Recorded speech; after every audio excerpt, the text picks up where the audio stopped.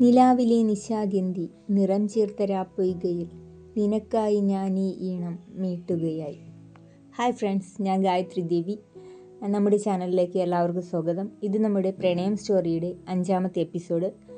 ഇനിയും നിങ്ങളുടെ സ്നേഹവും പരിഗണനയും ലൈക്കായും ഷെയറായും സബ്സ്ക്രൈബായും തന്നെ ചാനലിലെയും എന്നെയും വിജയിപ്പിക്കണമെന്ന് ഒത്തിരി അഭ്യർത്ഥനയോടെ നമ്മുടെ ഇന്നത്തെ എപ്പിസോഡ് തുടങ്ങുകയായി. ആദിത്യയും നിഷയുമായുള്ള ചാനലിലെ ഈ പ്രോഗ്രാം ലൈവ് അല്ല, തികച്ചും റെക്കോർഡിംഗ് തന്നെയാണ്. എങ്കിലും സ്റ്റുഡിയോ റീ അറേഞ്ച്മെൻറ്റ് ഇടയ്ക്കിടെ ചെയ്യാറുണ്ട്, ഒരു ഫ്രഷ്നെസ് കീപ്പ് ചെയ്യുവാൻ.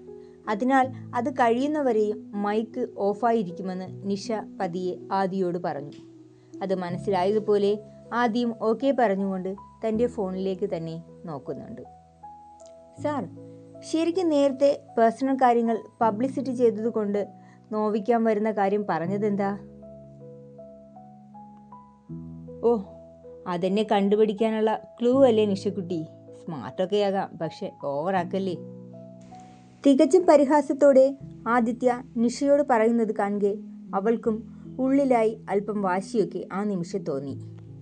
ഓ, അപ്പോൾ നിസാര പ്രശ്നമൊന്നും അല്ലെന്ന് സാരം. സാരമില്ല.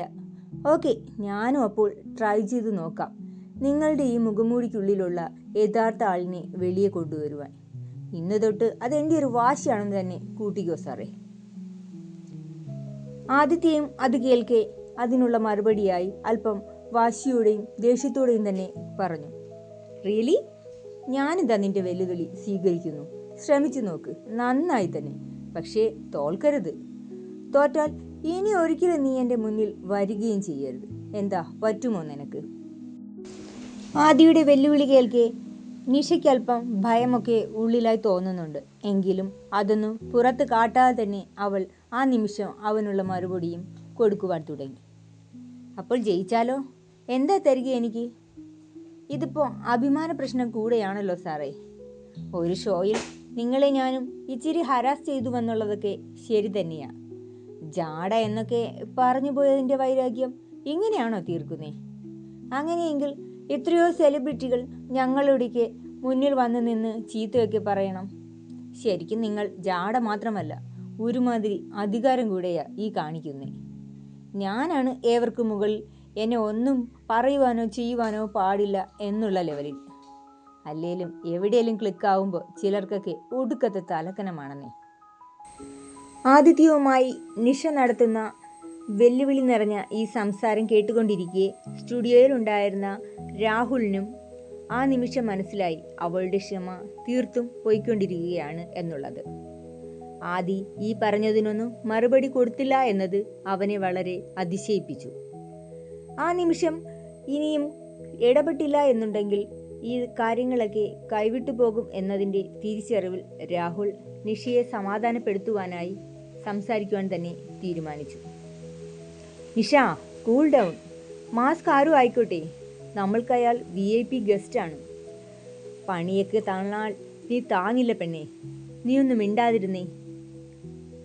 അവൻ അവൻ്റെ മാക്സിമം ക്ഷമയോടുകൂടി തന്നെയാണ് നിഷയോട് സംസാരിച്ചതെങ്കിലും അവൾ അക്കാര്യങ്ങളൊന്നും കേട്ടതായി പോലും ഭാവിച്ചില്ല. ഒന്നാമതേ നിഷയുടെ സ്വഭാവം ചാനലിൽ പലർക്കും തന്നെ പിടിക്കില്ല.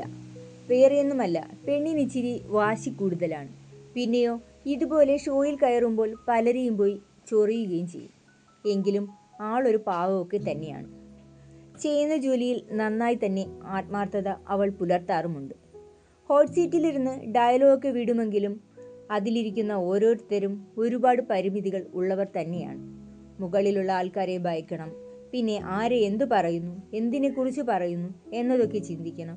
അങ്ങനെ 1000 പ്രശ്നങ്ങൾ അവർക്കുമുണ്ട്. നിഷയുടെ ദേഷ്യം കൊണ്ട് ചുവന്ന മുഖം ആദിയും സസൂക്ഷ്മം വീക്ഷിക്കുന്നുണ്ട്. അവളുടെ കണ്ണുകൾ കലങ്ങിയിട്ടുണ്ട്. മൂക്കിൻ്റെ തുമ്പിൽ ചെറുതായി വിയർപ്പിൻ്റെ തുള്ളികൾ. കവിളുകൾ ചുവന്നു തുടുത്തതുപോലെ. ചുണ്ടുകൾ എന്തോ പറയുവാൻ എന്ന പോലെ അല്പം വിടർന്നിട്ടുമുണ്ട്. താൻ ഇത്രയേറെ ദേഷ്യം കാണിച്ചിട്ടും മൗനം പാലിച്ചിരിക്കുന്ന തൻ്റെ മുന്നിലെ രൂപത്തോട് ആ നിമിഷം നിഷയ്ക്ക് വല്ലാത്ത ദേഷ്യം വീണ്ടും തോന്നി. പണമുള്ളവൻ്റെ ധാർഷ്ട്യം, അതാണപ്പോൾ അവൾക്കുള്ളിൽ തോന്നിയത് തന്നെ. എന്നാൽ ആദി ആ സമയം മറ്റൊരു ദൃശ്യം മനസ്സിലോർത്തുകൊണ്ട് നിശബ്ദത പാലിച്ചതാണെന്നത് അവൾക്ക് അറിയില്ലായിരുന്നു. തൻ്റെ മുന്നിലിരിക്കുന്ന പെൺകുട്ടി കാരണം തനിക്ക് നഷ്ടപ്പെട്ടത് ഒരു പക്ഷേ തൻ്റെ ജീവന്റെ പാതി തന്നെ ആകേണ്ടവളായിരുന്നു.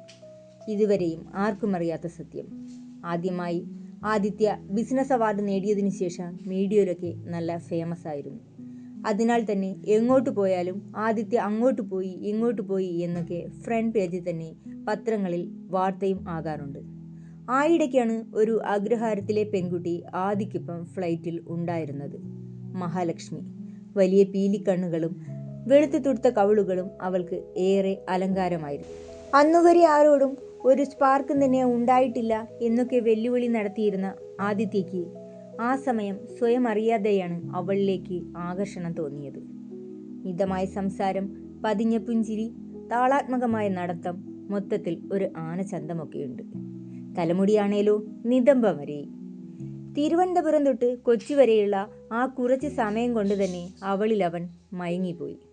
പക്ഷേ അഗ്രഹാരത്തിലെ പെൺകുട്ടി ആയതിനാൽ തന്നെ പ്രേമം എന്നൊന്നും പറഞ്ഞുകൊണ്ട് അടുക്കുവാനൊന്നും നോക്കുകയേ വേണ്ട.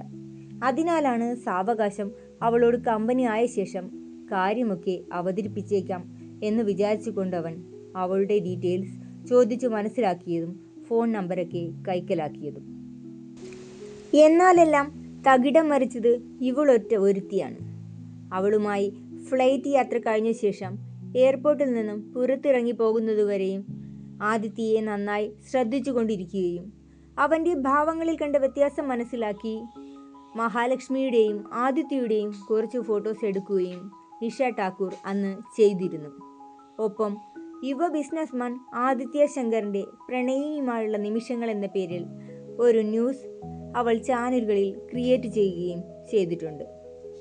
അന്നത്തെ ആ ന്യൂസ് അവൻ്റെ ആഗ്രഹങ്ങളെയും മോഹങ്ങളെയുമൊക്കെ ഒറ്റ നിമിഷം കൊണ്ട് തന്നെ വെണ്ണീറാക്കി കളഞ്ഞു.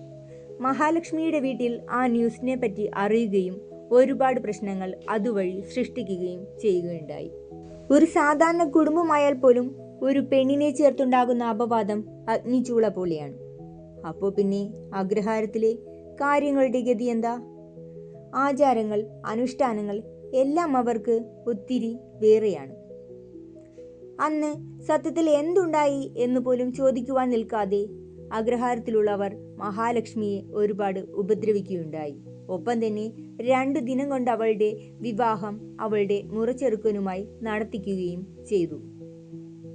വാർത്തകളിൽ കോളിളക്കം സൃഷ്ടിച്ചത് കൊണ്ട് തന്നെ ആദിത്യയ്ക്കും പെട്ടെന്നൊന്നും പുറത്തിറങ്ങി നടക്കുവാൻ കഴിഞ്ഞില്ല. അല്ലെങ്കിലും ആദ്യമായി കേൾക്കുന്ന ഗോസിപ്പല്ലേ, അതിനാൽ തന്നെ അതിൻ്റെ ആഴത്തിൽ നിന്നും കരകയറുവാനും കഴിഞ്ഞില്ല. ഒരുവിധം എല്ലാം ഒന്ന് ആറിത്തണുത്തപ്പോൾ അവൻ തൻ്റെ അച്ഛനൊപ്പം അഗ്രഹാരത്തിലേക്ക് തിരിച്ചു. നല്ലതൊന്നും പ്രതീക്ഷിച്ചില്ലേലും ഉള്ളിൽ തെളിഞ്ഞു നിന്ന രൂപശോഭ മനസ്സിനെ വരിഞ്ഞു മുറുക്കിയിരുന്നു എന്നു വേണം പറയാൻ. താൻ കാരണം കരയേണ്ടി വന്നുവെങ്കിൽ താൻ തന്നെ പരിഹാരം കൊടുക്കും, തൻ്റെ ജീവിതം നൽകിക്കൊണ്ട് തന്നെ. പക്ഷേ അവിടെ എത്തിയപ്പോഴാണ് അറിയുന്നത് അവളുടെ കല്യാണം കഴിഞ്ഞുവെന്ന്. മാത്രമല്ല സത്യത്തിൽ നടന്നതെന്തായാലും അവർക്കൊന്നും അറിയുകയും വേണ്ടെന്ന്. ഇനിയിപ്പോൾ കല്യാണം കഴിഞ്ഞില്ലേലും അവളെ തങ്ങൾക്ക് തരികയും ഇല്ലത്രേ. ഒരുപാടൊന്നും തർക്കിക്കുവാനോ വാശി പിടിക്കുവാനോ കഴിയില്ലല്ലോ. കേവലം 1 മണിക്കൂർ മാത്രമുള്ള സമയത്തിൽ മാത്രം കണ്ടിട്ടുള്ള വ്യക്തിക്ക് വേണ്ടി അല്ലേലും അവൾ എന്തു പറയുവാൻ, എന്ത് പ്രതീക്ഷിക്കുവാൻ? ആരായാലും ഇപ്പോൾ തന്നെ കണ്ടാൽ പകയോടെ കാർക്കിച്ചു തുപ്പുകയേ ഉള്ളൂ. താൻ ഒരൊറ്റ ആളാണല്ലോ അവളുടെ ജീവിതം വിലയിട്ടത് തന്നെ. ഒരിക്കൽ കൂടി ആ മുഖം കാണാൻ തോന്നിയെങ്കിലും അവനതും പറഞ്ഞില്ല. പകരം മാപ്പ് എന്ന് മാത്രം പറഞ്ഞുകൊണ്ട് അവിടെ നിന്ന് തിരികെ ഇറങ്ങി നടന്നു. മഹാലക്ഷ്മിയോളം പിന്നീട് ആരും തന്നെ ആദിത്യയുടെ മനസ്സിനെ തൊട്ടിരുന്നില്ല. പിന്നീട് കണ്ടിരുന്ന ഓരോ കുട്ടിയിലും ചിലപ്പോൾ അവളെ അവൻ തേടിയതുകൊണ്ടുമാകാം. അച്ഛനും അമ്മയ്ക്കും പോലും അവൻ്റെ മനസ്സിൽ അവൾ അത്രമേൽ പതിഞ്ഞിരുന്നുവെന്ന് വിശ്വാസം വന്നിട്ടില്ല. പിന്നല്ലേ മറ്റൊരാൾ അത്തരത്തിൽ വിശ്വസിക്കുന്നത്? അവൻ്റെ പേരിനാൽ കളങ്കം ആയതുകൊണ്ടുള്ള ചായ്വായാണ് അന്നത്തെ സംഭവത്തെ അച്ഛനും അമ്മയും കണ്ടതുപോലും. ആദി ആഞ്ഞൊന്ന് ശ്വസിച്ചുപോയി. പിന്നെ തൻ്റെ മുന്നിലുള്ള ആ പെൺകുട്ടിയെ അവനൊന്ന് നോക്കി. നിഷയാണേൽ ദേഷ്യം കൊണ്ട് വല്ലാതെ തകർന്നിട്ടുണ്ട്. ഉള്ളിൽ അവന് പുച്ഛമാണ് ആ നിമിഷം തോന്നിയത്. ഇഷ്ടമില്ലാത്തത് പറയുമ്പോൾ എല്ലാവർക്കും പൊള്ളുമെന്ന് അവൾക്കും അറിയണം. ഒന്ന് ചെറുതായി ചുമച്ചു, അവളുടെ ശ്രദ്ധ ആകർഷിക്കുവാൻ മാത്രം. ആദിത്യ ചുമച്ചതറിയെ നിഷയും ആ നിമിഷം തന്നെ അവൻ്റെ നേരെ തിരിഞ്ഞു സംസാരിച്ചിരുന്നു. എന്താണ് സാർ? എന്താണ് എന്നോട് പറയേണ്ടതെന്നെല്ലാം ഓർമ്മിച്ച് കഴിഞ്ഞു പോ? അതോ കുത്തിനോവിക്കാൻ ഇനിയും ബാക്കിയുണ്ടോ? അത് കേൾക്കെ ആദിയും അവളോടായി പറഞ്ഞു. ഓ, ഇപ്പം അറിഞ്ഞിട്ടെന്തിനാ? അല്ലെങ്കിലും എന്തെങ്കിലും ചെയ്താൽ തീരുന്നതാണോ നീ അടങ്ങുന്ന സോഷ്യൽ മീഡിയ മറ്റുള്ളവരോട് ചെയ്യുന്നത്? ഒരാളുടെ വേദനകളെ തമാശയോളം കാറ്റിൽ പറത്തി കളിക്കുന്ന നിങ്ങളോടൊക്കെ എന്താണ് ഞാൻ പറയേണ്ടതല്ലേലും? ആദിയുടെ ആ പറച്ചിൽ കേൾക്കെ നിഷ മറുപടിയില്ലാതെ പതറിപ്പോയിരുന്നു. അവളുടെ ആ പകപ്പ് മാറും മുന്നേ തന്നെ അവൻ്റെ അടുത്ത വാക്കുകളും എത്തിയിരുന്നു. ആലോചിച്ചൊന്നും കഷ്ടപ്പെടേണ്ട നീ, ഞാനേ പോവുകയാ. പിന്നെ നീ ചോദിച്ചതിനുള്ള മറുപടി, ഞാൻ എന്ന മാസ്കിനുള്ളിൽ നിന്നും എന്നെ പുറത്തു കൊണ്ടുവരുന്നതിൽ നീ വിജയിച്ചാൽ നീ ചോദിക്കുന്നത് എന്തും ഞാൻ നൽകും. പക്ഷെ തോറ്റാൽ ഓർമ്മ വച്ചോ, എൻ്റെ കൺമുന്നിൽ പോലും നീ വരാൻ പാടില്ല. അതായത് നിന്റെ ജോലി തന്നെ ഉപേക്ഷിച്ച് നീ ഈ ചാനലിൽ നിന്നും പൊയ്ക്കോളണം.